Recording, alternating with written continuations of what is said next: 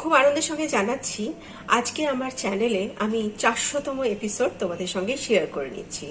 আর এই 400তম episode share করতে সক্ষম হয়েছে কিন্তু তোমাদের সাপোর্টে, তোমাদের উৎসাহে।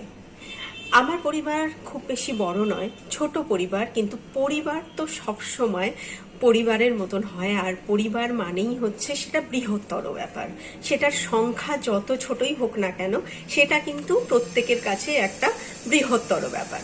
তো আমার এই পরিবারের প্রত্যেক সদস্যর থেকে যে উৎসাহ পেয়েছি, যে ইন্সপিরেশনগুলো পেয়েছি, যে প্রশংসা পেয়েছি, যে কমেন্টগুলো, সুন্দর সুন্দর কমেন্টগুলো পেয়েছি, তাতেই কিন্তু আজকে আমি এখানে এসে পৌঁছাতে পেরেছি।